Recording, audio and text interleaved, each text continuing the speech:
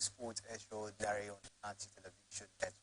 My name is Kinsley Mano, and I'm very happy to be here this evening to bring you up to speed with the latest happening moving around for the sports. So we have a whole lot on our menu this evening. Of course, the national youth game came to an end over the weekend, and Delta State, of course, retained the title last time. Interesting time as well in the world of tennis, where Onjaba, of course, actually claimed another WTA title for herself. In the world of football, we have a whole lot to talk about this evening. The English Premier League will see one game tonight, and that's the game between Chelsea and Fulham. It promises to be another exciting, interesting encounter to watch. Not forgetting the VAR controversy over the weekend. These and many more will be yours after the short time out.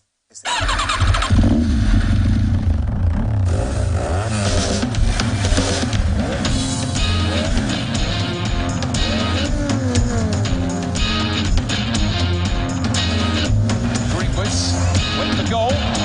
Goalkeeper missed it. Fight him. He does a right hand and down goes Paul straight away. Elsewhere. He's a bit alive, but the penalty. Oh, what a point to end it on. So now this is winner at the best. It's winner 12 years for this. So drink it in. Still goes to what he loved to be immortality as an athlete. 19.79. It's a goal. It's 8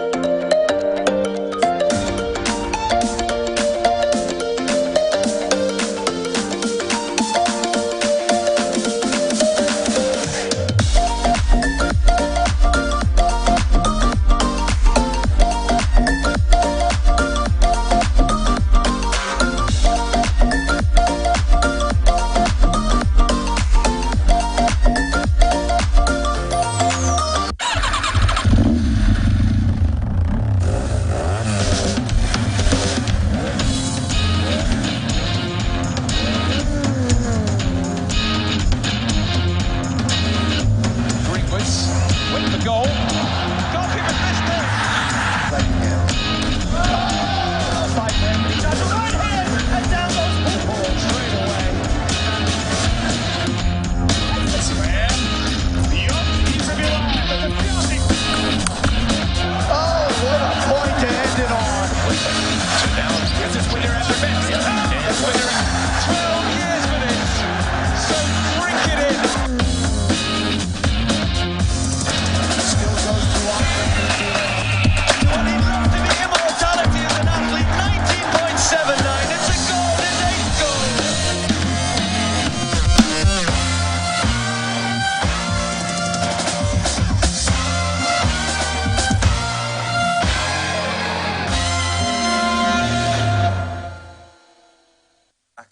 Sports Extraordinary on Atlantic Television Network. Joining me on today's edition of the show is Emmanuel Michael. Good evening to you, Michael, and welcome to Sports Extraordinary.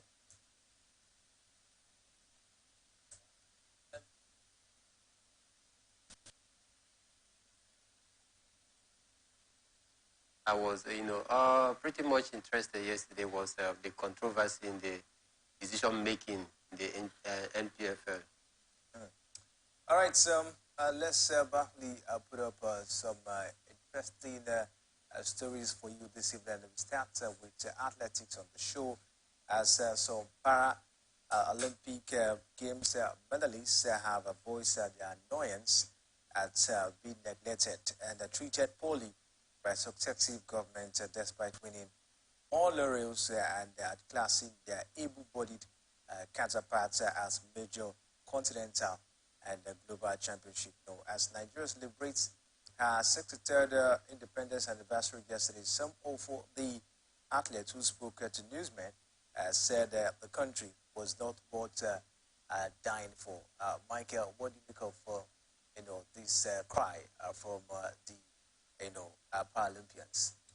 I think it's quite unfortunate when we begin to hear this kind of calls from the Paralympians. I think for me they have not treated them fair. If going by what we see from the record, because I was able to dig through the archives, to go to certainly to extract some statistics about what they've been able to bring to the table over the 63 years. I discovered that they've been able to bring in about 40 gold medals or thereabout, compared to their able-bodied counterpart who has less than 8.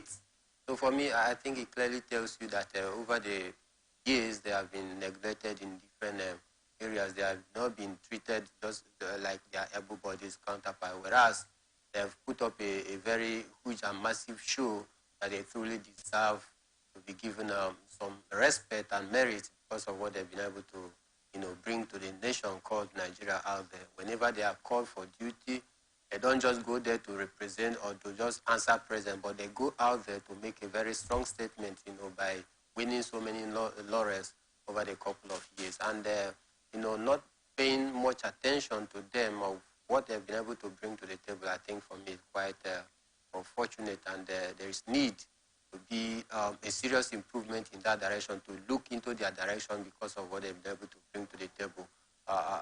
Because just like he said, that Nigeria is not worth dying for. When you hear this kind of statement, I mean, it does not speak well of our leaders, of our organizational structures when it has to do with sport or generally, because Nigeria is a country that whenever you are called for national duty, you should be able to wear that badge with confidence, with hope, with belief and trust of what you are offering to your nation out there as a Nigerian. But when you discover that after you have been able to put in your best and you are not being recognized, I mean, it calls for worry.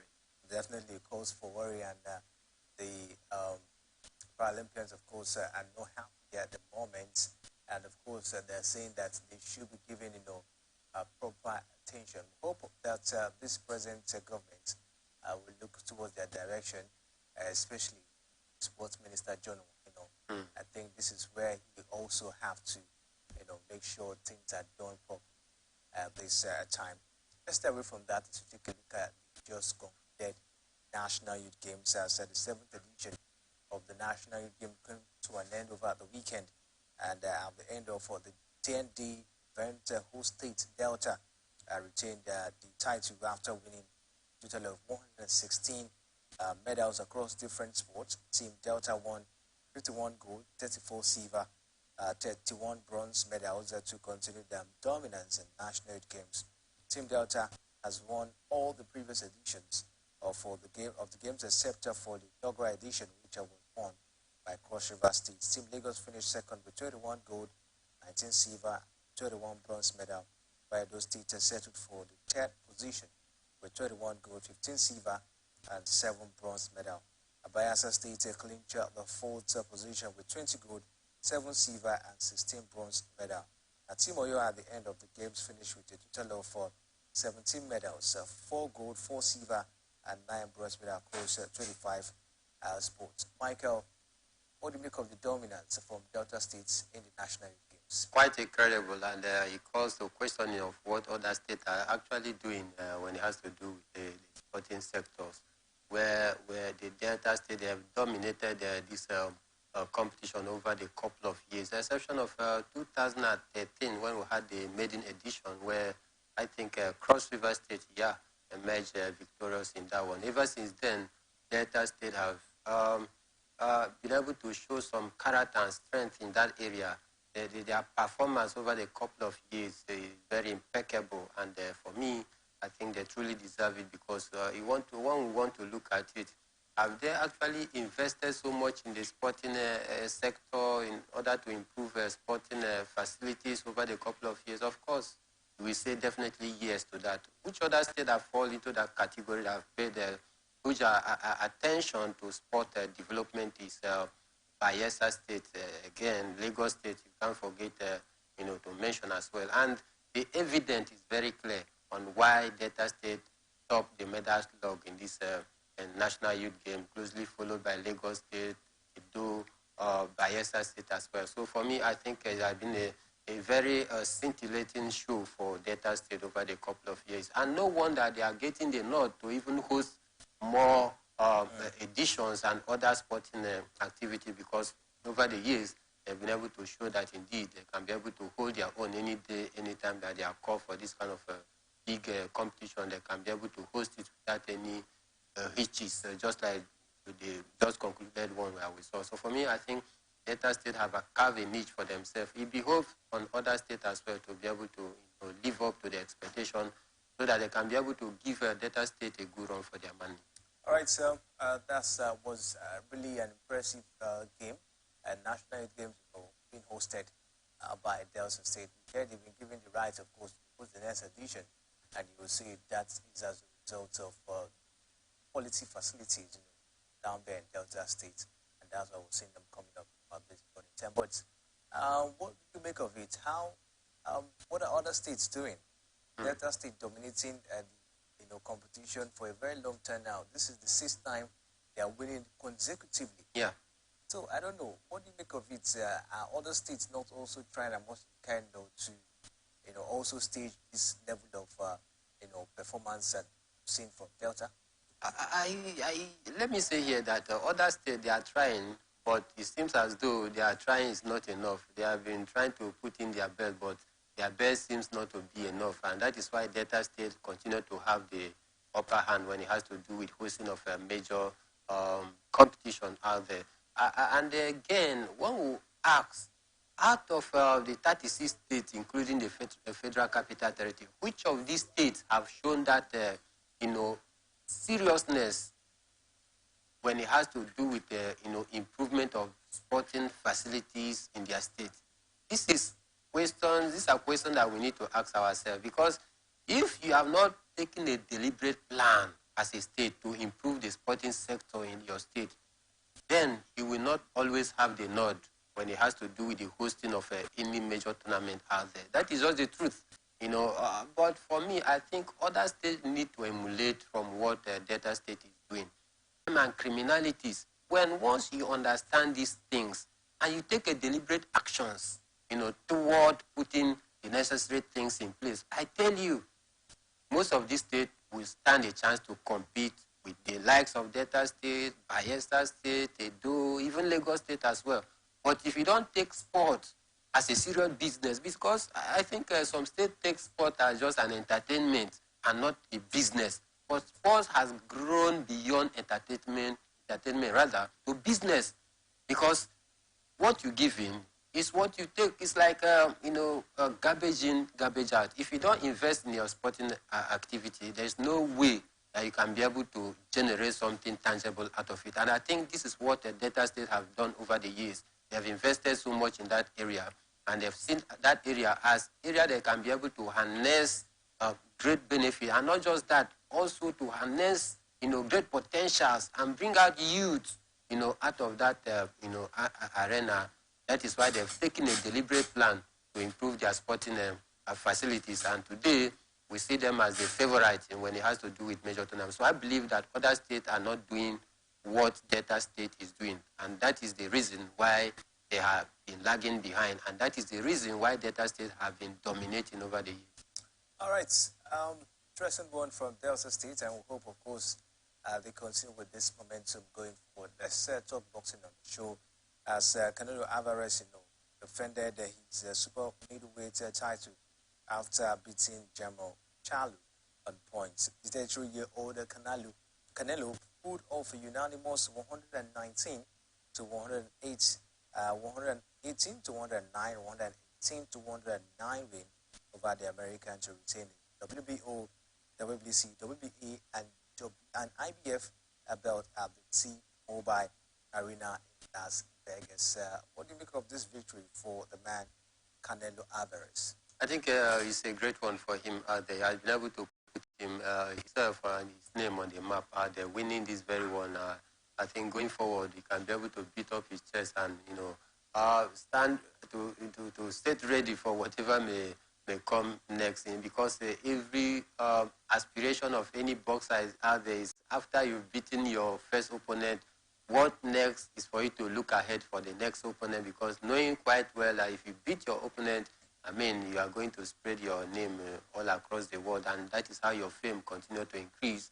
So for me, I think it's a nice display for him. I actually watched some clips of that matches. I saw, how he was able to coordinate himself and the punches that he landed. It clearly tells you that he has exhibited professionalism to the core, and I'm not surprised why he actually got the win here. All right, let's talk tennis as Ange Bois produced a dominant display to beat Daniel Chena 6-2, 6-1 in the Limbo Open final. Dubois, who is seventh in the women's ranking, secured victory in 78 minutes in China for her fifth WTA title. This is the only African tennis player that have actually tried to win Grand Slam. Talking about Ange Bois, she just won her fifth WTA title. What do you make of Ange Bois this year? Did not really go well for him, just like we've seen other years as well, where she's been struggling to win a Grand Slam. And it has been eluding her all this while. But I think she's trying to find the mojo that you can get at the moment, especially to prepare for next year.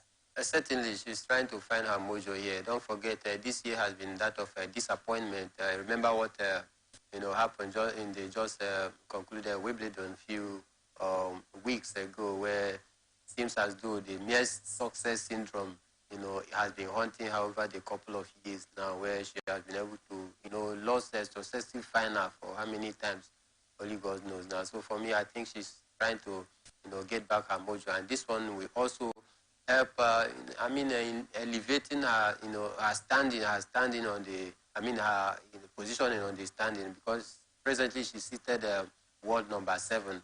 The cost of this win, I think, in the next world ranking, I certainly see a couple of improvements out there. And for me, I think Ange Bois has been, flying the flag of Africa very well out there when it has to do with it. She has been able to at least live up to the expectation to some certain amount of degree, but at a nick of time where she just got close to the trophy final. Here is final, here is tour title by beating Jessica Pegula 7-5, 6-1 in the Pan Pacifica Open final in Tokyo.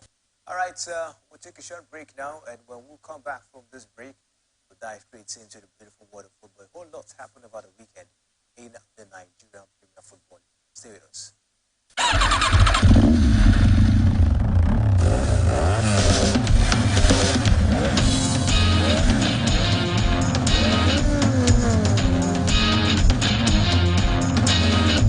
Greenwoods with the goal.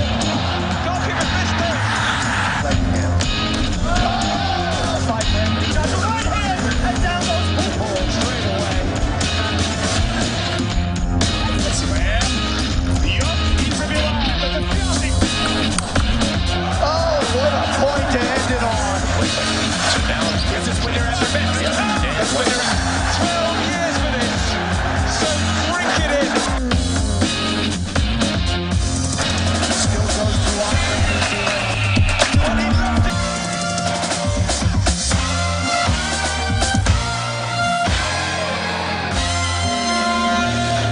Welcome back.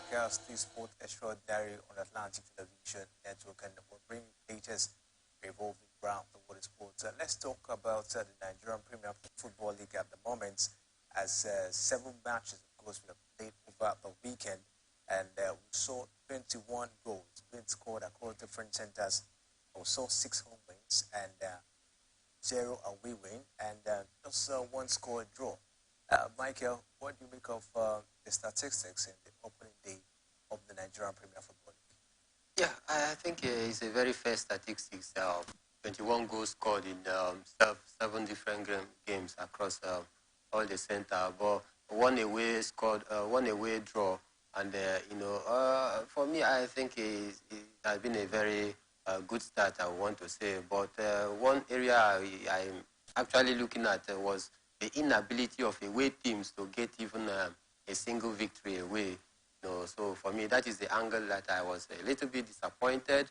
But again, you also want to say this is just first, first games of the season, and I hope that as the game continue, there's going to be a whole lot of improvement. But one positive angle as well is about away teams able to score goals even at away ground. This is one thing that I was able to take home. Is a good positive. And again, not forgetting the game between Bayelsa and Aqua United that produced 8 goals. Out of these 21 goals scored, the game between Bayelsa and Aqua United actually produced 8 goals. And Aqua United has to, take the lead twice. It took the resilience of the Bayelsa team to, rally back into that game. I was able to muster a 5-3, win in that very. So for me, I think it has been a very good opening day for the NPFL, I want to say. Good opening match they won for the Nigeria Premier Football League, and of course we're looking forward to see some interesting results going forward in the Nigerian Premier League. And what do you make of the results down the other centers as well? We saw that draw, 2-2 draw between Lobby Stars and Heartland FC. That's the only draw we saw in match day 1. Very massive game out there, and we have that match produced 4 goals. The away team scored 2 goals, while the home team scored 2 goals. That is the area I was pretty happy, because if we have a very fair officiating in a very fair ground, at least away team can go anywhere in this part of the country and get a very vital point without the referee being molested or harassed. Because this is what we used to see or hear in the time past. Whenever a away team goes to get a very vital point out there, it's either the home fans resort to violence, crowd violence, the match official being beaten, referee being harassed here and there.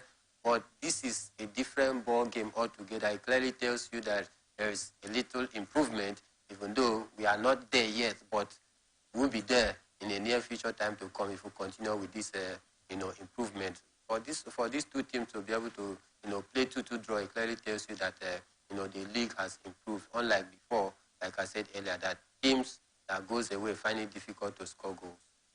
Interesting one, and more like the result that everyone expected this evening as well. Maybe some fans, especially for the Gombe United side, maybe they might not actually be happy with this one.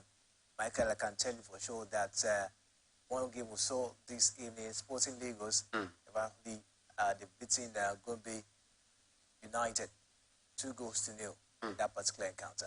I'm not surprised. Why am I not surprised? I had to go back and take a look at what the Sporting SP of Lagos did last time out, even in the Super 8, where nobody gave them any chance at all. They were able to compete with the big teams, in quote, the likes of Enyimba, Rivers United, and just mention the big team.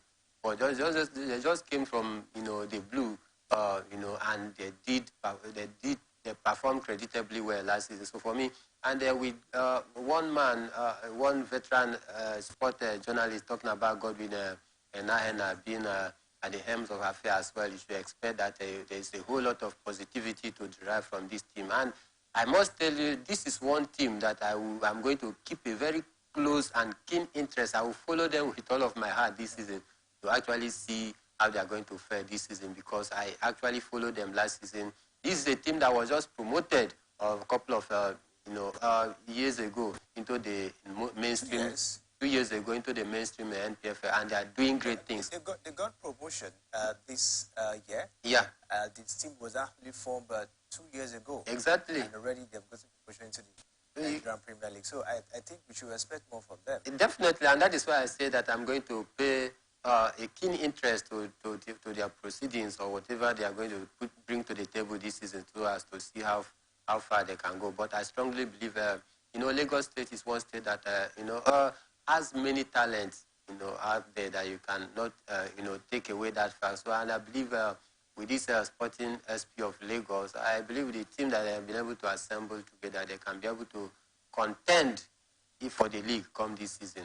Interesting one, just like we told you, Lobby Stars played 2-2 against Hapman, and the Bayelsa United were able to beat Akwa United 5 goals, to 3 in that encounter. And with someone man, of course, getting hat-trick in that game, Robert Mizo scored an hat-trick in that particular encounter, and so many are saying that Mizo might be the next big thing in the Nigerian Premier Football season. I hope so. I hope it's not going to be a fluke where we just say just a flash in the pan. But if you can be able to replicate this from week in, week out, then you can truly say that he's that marksman that can always deliver whenever the dice is cast. He can always come to the party and deliver as a striker. Because this is one thing that I've eluded the Nigerian clubs. The ability of their striker to be consistent in front of goal, to take their chances when it comes, is one thing. So for me, I think let's just hope that he lives up to the expectations. Let's hope, of course, that Robert Mizo will live up to expectation. Of course, his hat-trick is definitely the first hat-trick of the season. Yeah. Incredible record the man has set for himself. Talking about all that results as well, Shooting Stars beat Plateau United by 2-1. Abia Warriors, this is a team that has been we've seen heavy investment in this team. They got the likes of John Obu to be the director of the side. Yeah. Trying to remember the goalkeeper they got. I think the former goalkeeper trainer of the Super Eagles of Nigeria. Yeah. They actually got his services. Ike Shurumo. Yeah. Yes, he's the man. And Ifeanyi Namena is back, into the side as well. They've gotten some couple of players. And I think John Obu is not taking it lightly with the player, because he said that in every home game that they don't win, the players will pay him 40,000 naira. If that is his own way of...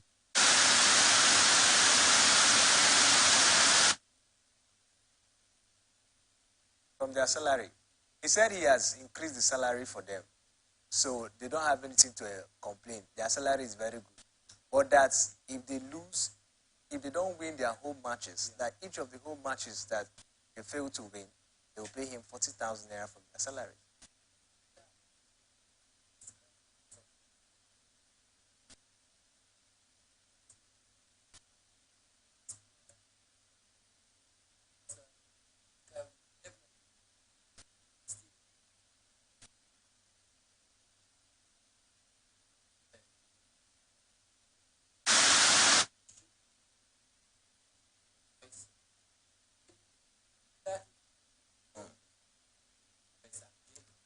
He's trying to say you must win the home matches. So winning home matches, probably, of course, you don't want to. You're not expected to go away and lose. So you win home matches because it is in the Nigerian Professional Football League. It is very vital. It's very vital that you win your matches. That's what it means for much of the teams.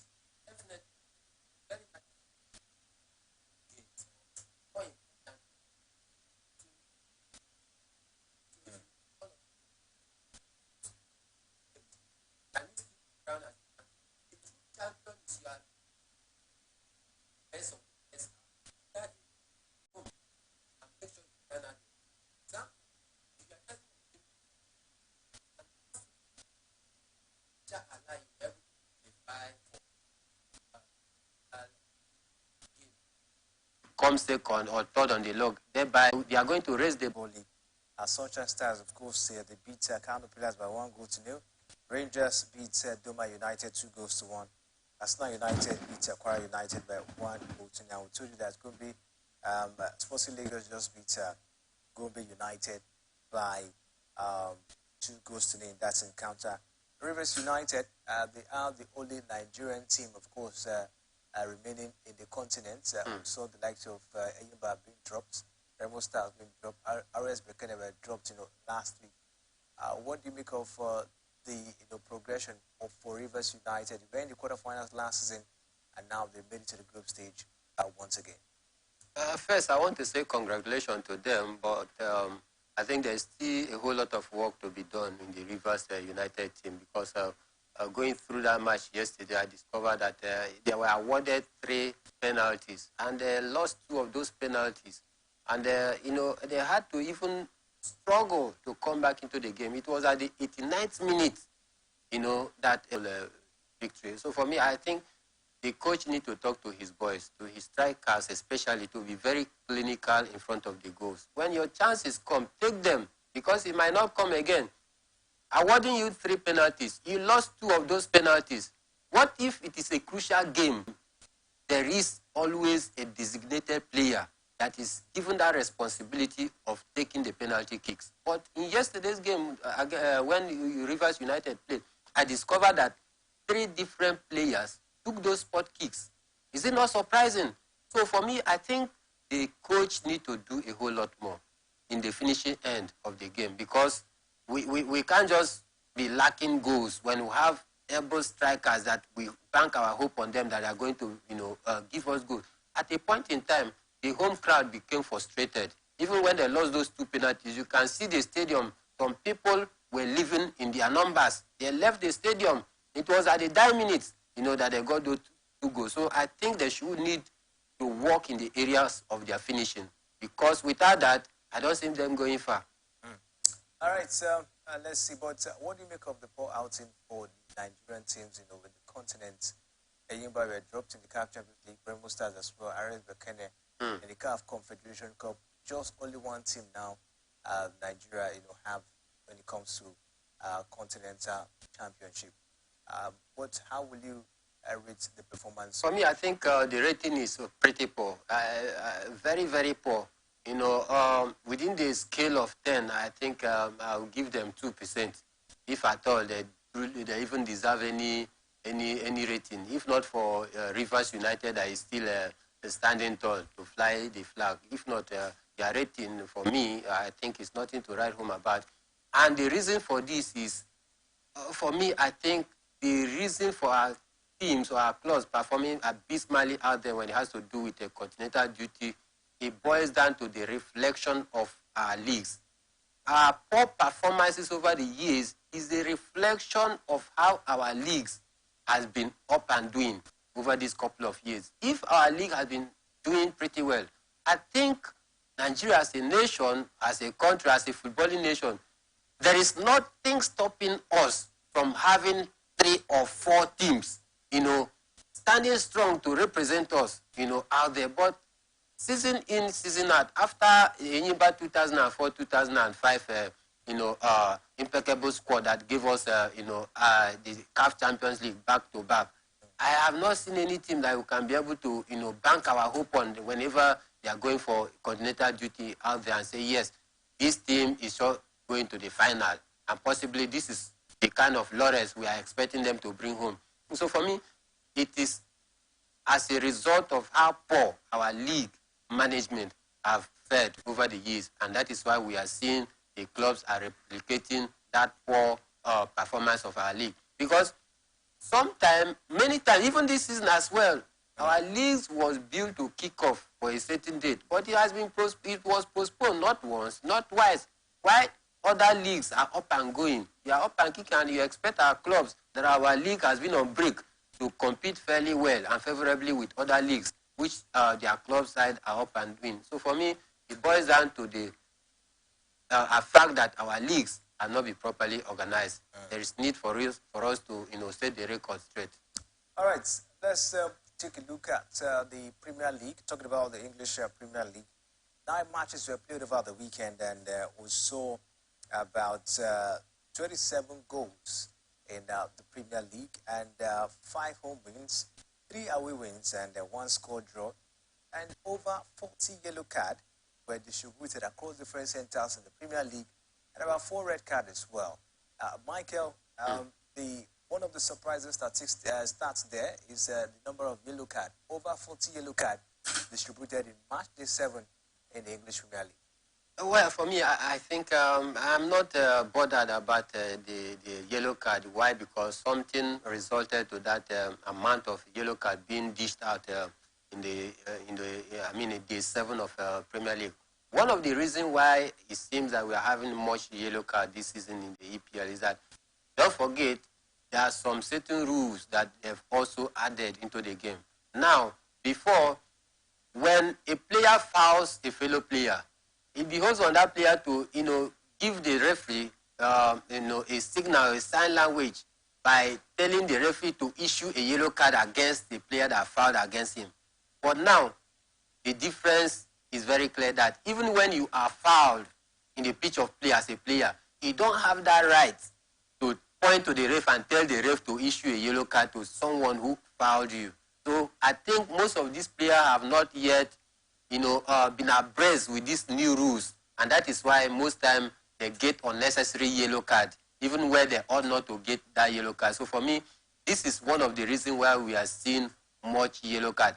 Some of the players are yet to come to terms with these new rules that whenever you are fouled in a pitch of play, don't give the referee a signal that you should issue a yellow card to the opposing opponent who fouled you. It is the duty of the referee to give that yellow card and not you telling the referee. And some of these yellow cards were given. Are those fouls genuine? Yes.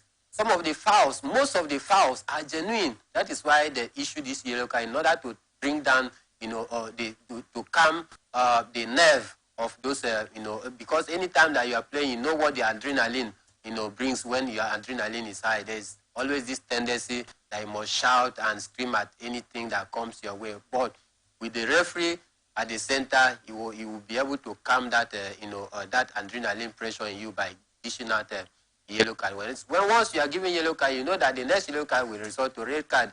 Therefore, you'll be very cautious. So for me, I think I'm not surprised about the amount of yellow card, but I'm only surprised about the amount of or the degree of inconsistency in the officiating this season. Yeah, talking about degree of inconsistency when it comes to officiating, we've seen a lot of controversy this weekend when it comes to, especially the match between Tottenham Hotspur and Liverpool. We saw Luis Diaz's goal, being denied. And as it stands, a whole lot of controversy from that. We hear that the body, the referee body, they've come out to acknowledge that that was a human error from the officials. And but at this point in time, here the officials have been punished by, of course, taking them off activities this weekend in the Premier League. But how would this salvage the fact that Liverpool lost that particular encounter?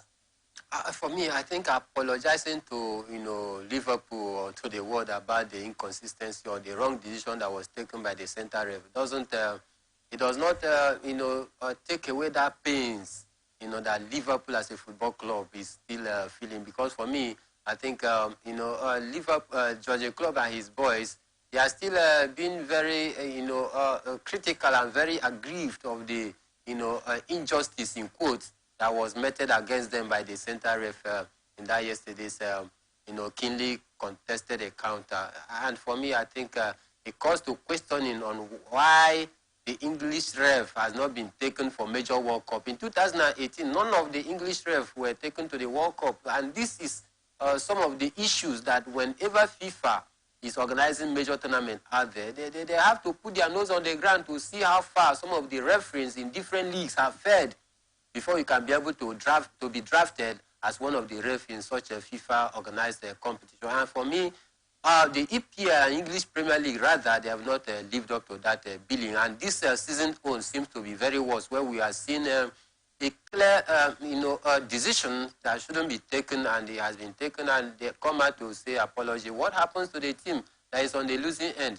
So for me, I think there is need to amend the extant laws of the rules of the game, that whenever this kind of inconsistency in refereeing decision is taken, and later the referee body discovered that such a decision was actually wrong, it was wrongly taken, the thing I suggest should happen is that the relegation battle. Don't you know that a single point can send you to the relegation zone, and even 1 point as well can help you to lift the trophy? So for me, I think there is need to be a review of the extant laws, that when this kind of things happens, in the footballing laws that when these kind of things happen, it's either the order for the replay of such match, because I think Liverpool deserve to get a point from that game yesterday. All right, talking about the results we saw in the Premier League, Nottingham Forest played 1-1 draw against Brentford. Aston Villa beat Brighton 6-1. Bournemouth, they lost to Arsenal by 4-1. Everton lost to Luton Town by 2-1. Manchester United lost to two of the Manchester teams lost in match day 7 of the Premier League. I think Crystal Palace just compounded the woes of Manchester United, and it's going to continue for a quite long time before they can be able to fix their house together. And for their brother, talking about Manchester City, it's also a very big victory for Wolverhampton Wanderers, who got all 3 points against Manchester City. And for me, what I'm able to drive home from that game, from that loss against Wolf from Manchester City, is the fact that their engine room, talking about De Bruyne and they are defending Rodri is missing. Since Rodri was was out of the game, they've lost 2 consecutive games right now. It clearly tells you that Rodri and De Bruyne is the fulcrum of Manchester United midfield. And when was this? Manchester City, rather. They are the fulcrum of Manchester